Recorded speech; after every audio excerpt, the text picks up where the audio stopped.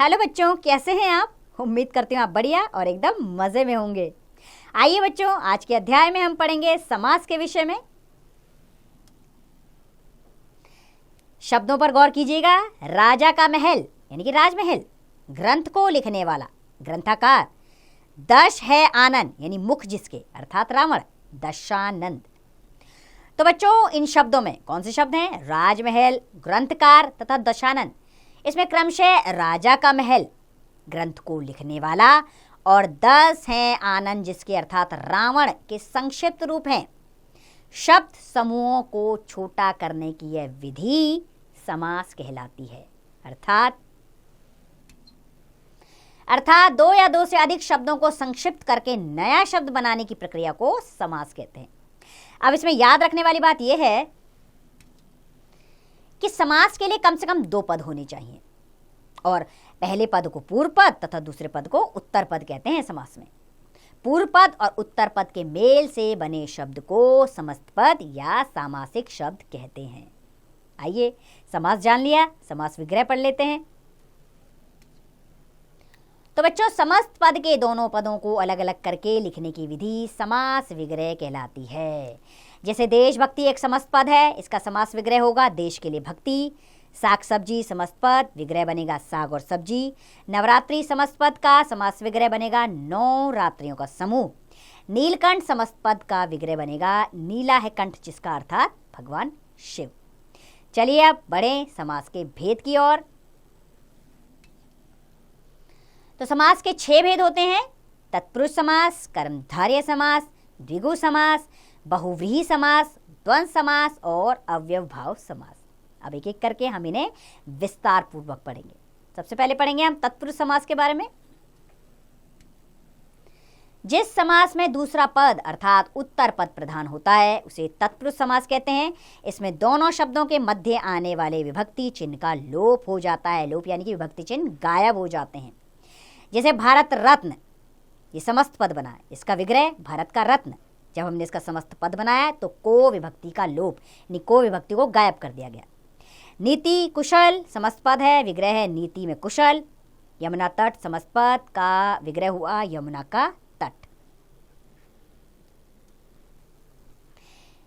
आइए अब तत्पुरुष समास के भेद जान लें, जो 6 होते हैं। सबसे पहले होता है कर्म तत्पुरुष। तो बच्चों, इसमें कर्म कारक की विभक्ति को का लोप पाया जाता है। जैसे ग्रहागत, ग्रह को आगत यानी कि आया हुआ। स्वर्ग प्राप्त यानी स्वर्ग को प्राप्त। शरणागत यानी शरण को आया हुआ। ग्रंथाकार यानी ग्रंथ को लिखने वाला। जब आप इसका समस्त पद बनाएंगे तो उसमें को विभक्ति को गायब करेंगे। अगला है करण तत्पुरुष। इसमें करण कारक की विभक्ति से और के द्वारा का लोप पाया जाता है। जैसे ईश्वर प्रदत्त यानी ईश्वर के द्वारा प्रदत्त। रेखांकित, रेखा से अंकित। मनचाहा, मन से चाहा।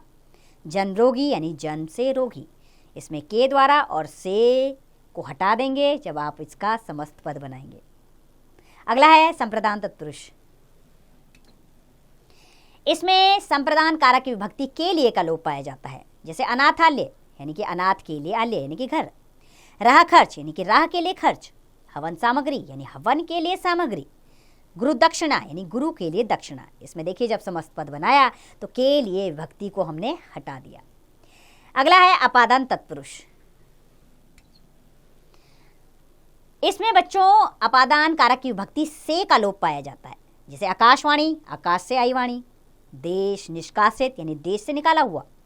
पथ भ्रष्ट यानी पथ से भ्रष्ट। रोग मुक्त यानी कि रोग से मुक्त। जब इसका भी हमने समस्त पद बनाया तो से विभक्ति को गायब कर दिया। अगला है संबंध तत्पुरुष।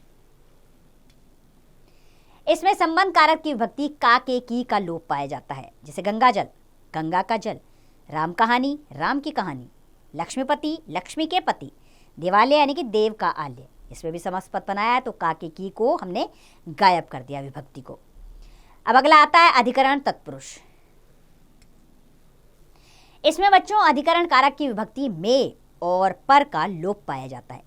जैसे ग्रामवास, ग्राम में वास। जलमग्न, जल में मग्न। घुड़सवार, घोड़े पर सवार। आप बीती यानी आप पर बीती। इसका भी जब समस्त पद बनाया तो हमने इसमें में और पर विभक्ति को गायब कर दिया।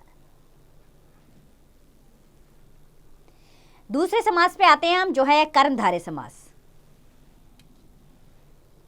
जिस शब्द का पहला पद विशेषण और दूसरा पद विशेष्य हो, या पहला पद उपमान और दूसरा पद उपमेय हो, उसे कर्मधारय समास कहते हैं।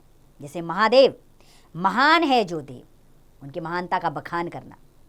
मृगनयन यानी मृग के समान नयन। चंद्रमुख यानी चंद्र के समान मुख। काली मिर्च यानी काली है जो मिर्च।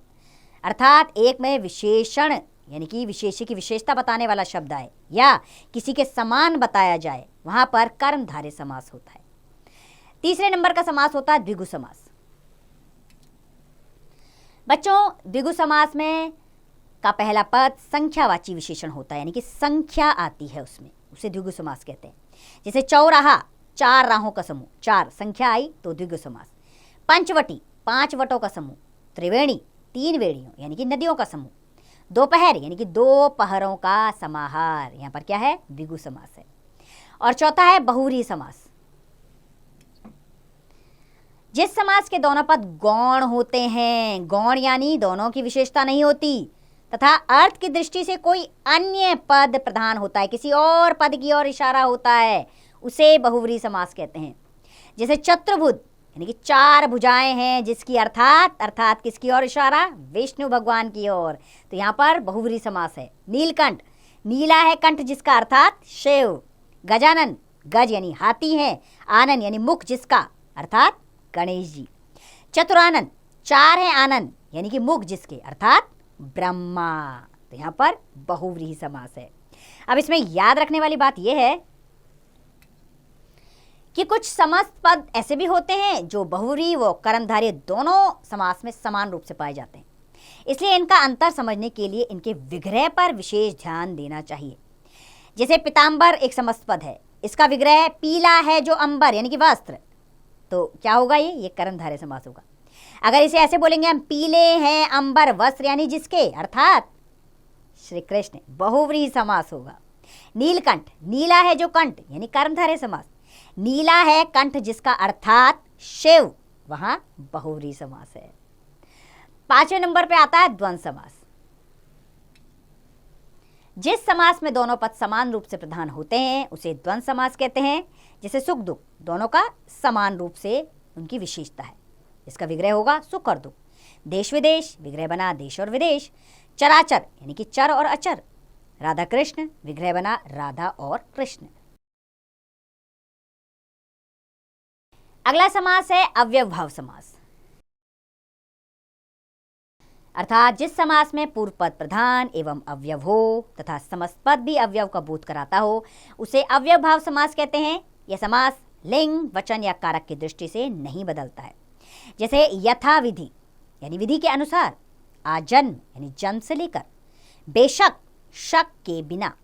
यथाशक्ति यानी शक्ति के अनुसार। ये सब क्या है, अव्यवभाव के उदाहरण है।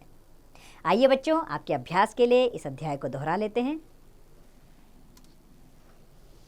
2 या 2 से अधिक शब्दों को संक्षिप्त करके नया शब्द बनाने की प्रक्रिया को समास कहते हैं। समस्त पद के दोनों पदों को अलग अलग करके लिखने की विधि समास विग्रह कहलाती है। समास के 6 भेद होते हैं, तत्पुरुष समास, कर्मधारय समास, द्विगु समास, बहुव्रीहि समास, द्वंद्व समास और अव्यवभाव समास।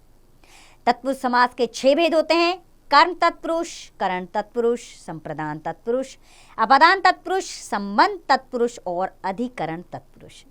तो बच्चों, यह अध्याय समास के विषय में था, जिसमें हमने समास और उसके भेदों की पूरी विस्तृत जानकारी आपको दी। अब इसका अभ्यास कार्य आप स्वयं कीजिए।